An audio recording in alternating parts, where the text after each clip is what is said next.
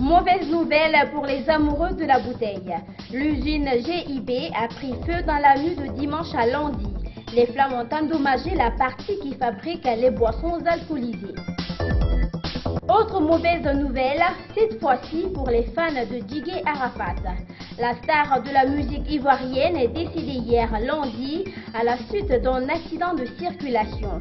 La mort du roi de la danse coupée-décalée a plongé ses admirateurs dans un état inconsolable. C'est tout pour le sommaire, tout de suite les détails. Mesdames et messieurs, bonsoir et bienvenue. Direction Manéa, Setakoya, où l'usine JIB, la guinéenne de l'industrie des boissons, a pris feu dans la nuit de dimanche à lundi aux environs de 2 heures. L'incendie a ravagé la partie consacrée à la fabrication des boissons alcoolisées. Pour le moment, l'origine des flammes reste inconnue. Mamadou Tanoba, Surikan Jabangoura. C'est un incendie d'origine inconnue qui a touché une partie de l'usine GIB. La partie touchée par l'incendie est celle où sont fabriquées les boissons alcoolisées.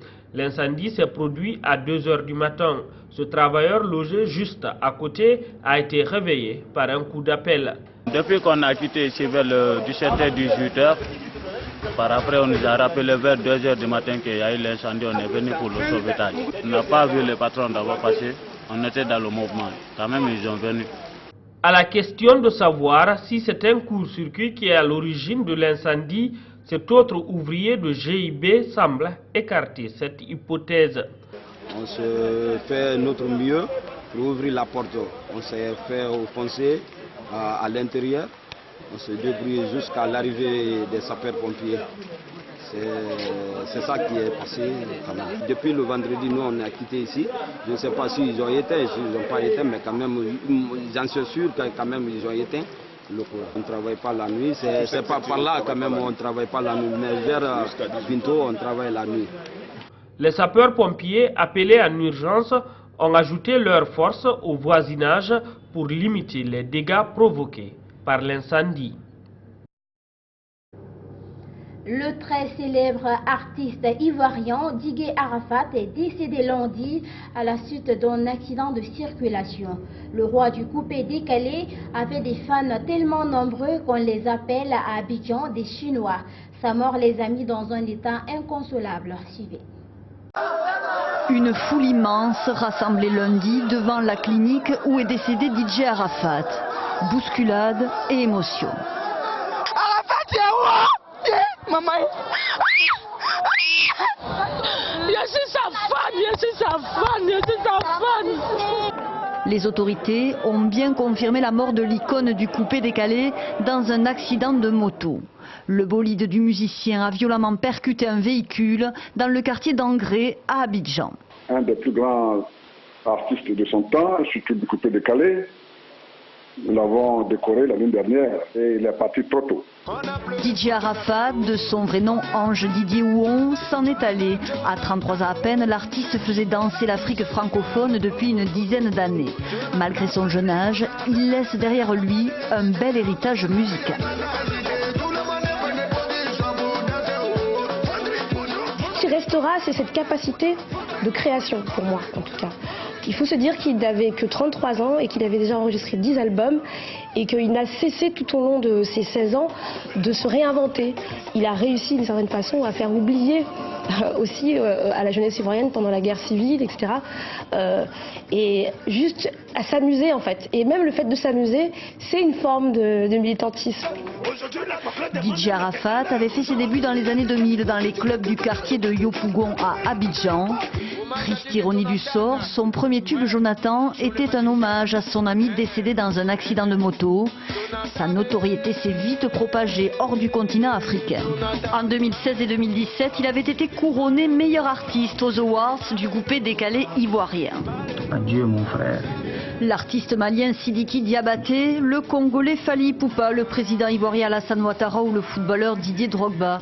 Les hommages de personnalités publiques mais aussi d'anonymes se multiplient depuis l'annonce de son décès. Les échos de la mort de Didier Arafat ont retenti un peu partout à travers le continent africain.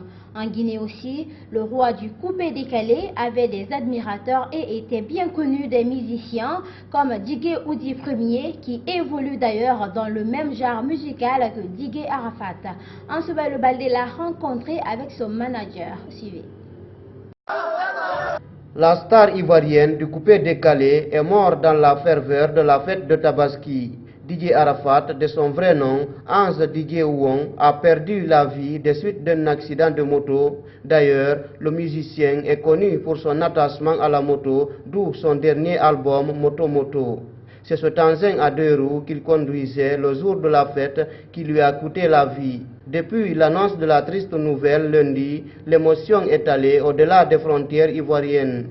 En Guinée, par exemple, la tristesse est grande chez les hommes de culture. L'émotion elle est très très large parce que je revois ici comme si c'était un film, toutes ces années passées avec lui, 15 ans d'amitié, 15 ans de fraternité, 15 ans de complicité.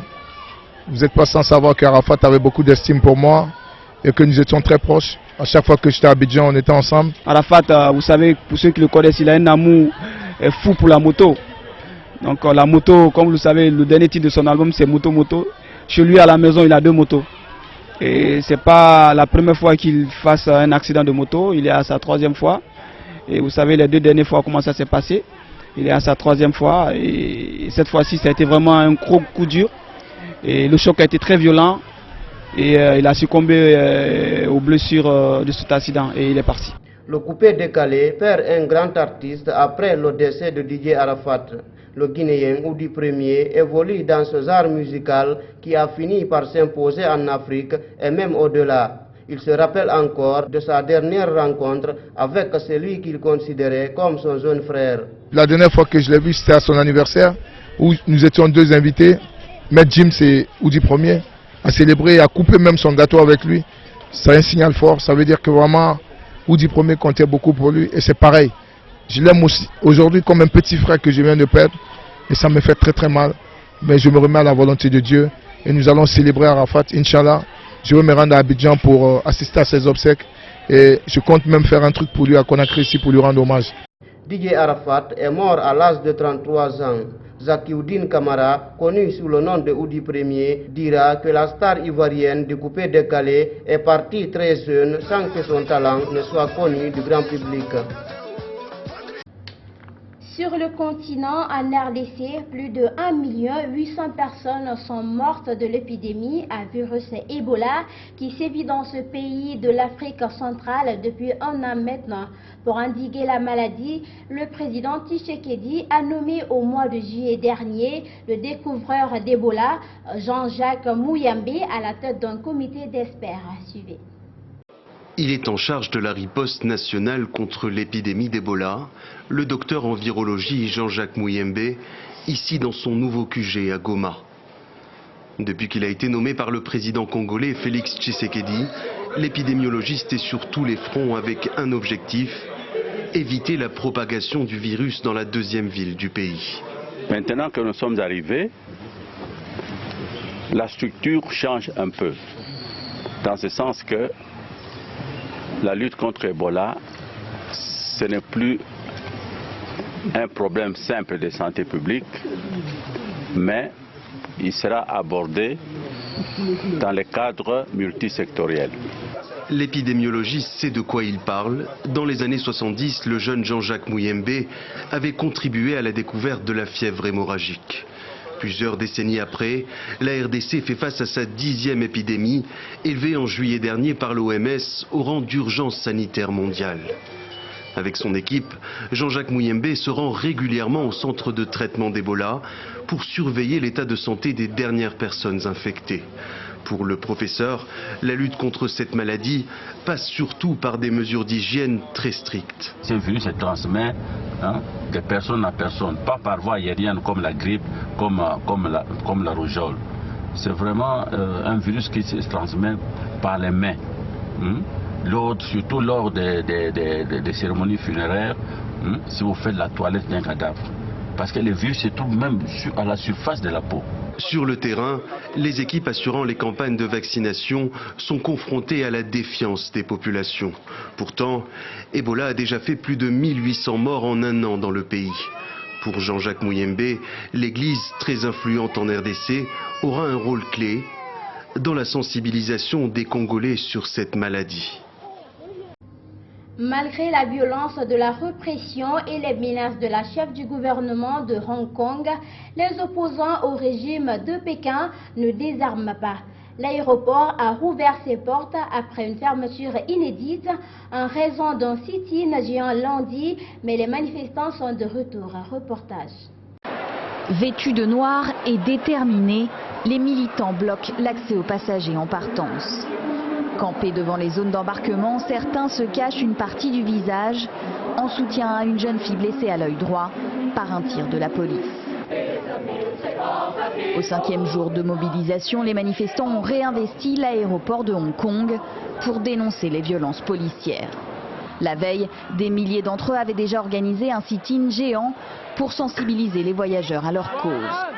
Une marée humaine qui a totalement paralysé le trafic aérien dans cet aéroport international très fréquenté. Aujourd'hui, les autorités ont dû annuler tous les vols au départ de Hong Kong. Les touristes prennent leur mal en patience. Je les soutiens et je peux comprendre leurs revendications, même si nous voulons tous rentrer chez nous et partir d'ici. Manifester dans un aéroport n'est probablement pas le meilleur moyen de s'exprimer. Ça dérange beaucoup de gens qui partagent peut-être les mêmes idées, mais ils ne veulent surtout pas être bloqués. Malmenée par les journalistes, en conférence de presse, la chef de l'exécutif, Carrie Lam, reste inflexible. Elle met en garde les manifestants pro-démocratie. La violence, que ce soit son utilisation ou son apologie, poussera Hong Kong sur un chemin sans retour et plongera la société hongkongaise vers une situation très inquiétante et dangereuse. Avec l'occupation de l'aéroport, la rhétorique chinoise est montée d'un cran. Pékin dit dorénavant voir des signes de terrorisme derrière la contestation et se lance dans une guerre d'images. Depuis lundi, des médias d'État diffusent des vidéos montrant des blindés qui se dirigeraient vers Shenzhen, ville située aux portes de Hong Kong. Et voilà donc, mesdames et messieurs, c'est ainsi que prend fin cette édition d'information réalisée par toute l'équipe de Gangan RTV. À tous, merci de l'avoir suivi et merci de votre fidélité à Gangan TV.